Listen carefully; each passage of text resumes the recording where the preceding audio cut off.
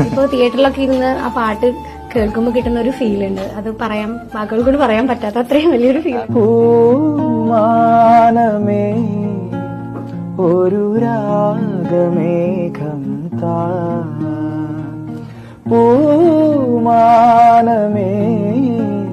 ഒരു രാഗമേഘം താ, കനവായി കണമായി ഉയരാൻ ഒഴുകാനഴകിയലും പൂമാനമേ ഒരു രാഗമേഘം താ.